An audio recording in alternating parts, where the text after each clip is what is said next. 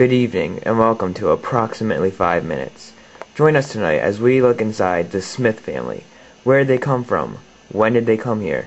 And what have they done to benefit society? All these questions and more will be answered. Welcome, and I'm your host, Alex Smith. Our first guest tonight is Jill Smith. Hello, Alex. Thanks for having me this evening. Let's start off with the early history of your family. With regards to my family history, my father's side of the family came over in the 1800s from England, and my mother's side of the family came from Germany. My great-grandparents came to America. They came to West Virginia, and they were coal miners, both my great-grandfathers, and my grandfathers were both coal miners in West Virginia. Interesting.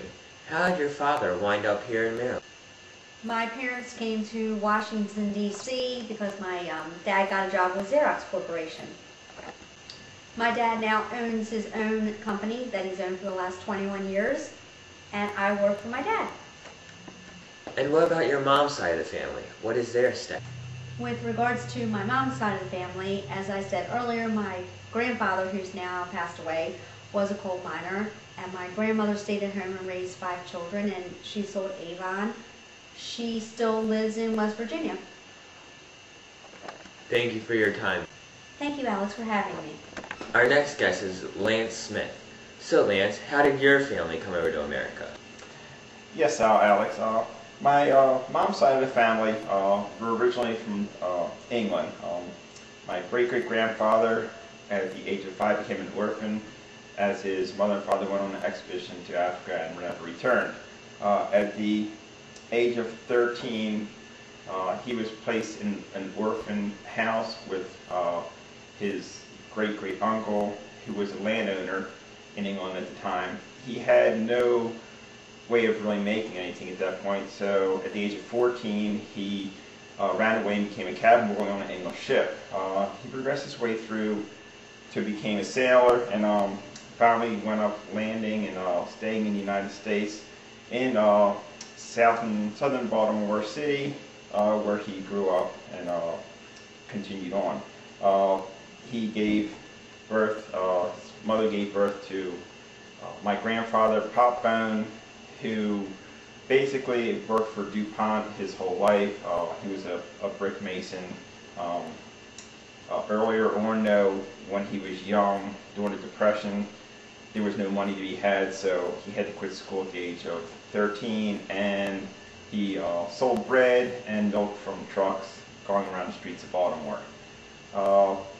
My mom basically went to nursing school and met my father in down in southern Baltimore, and she got married to him, and she had 4 children, me being one of them.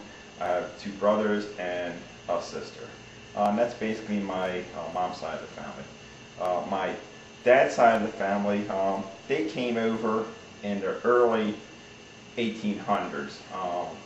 They were machinists, and on one side of the family, and the other, my mother's side of the family, they were oyster shuckers in the early 1800s down at Cannery Road down in Baltimore.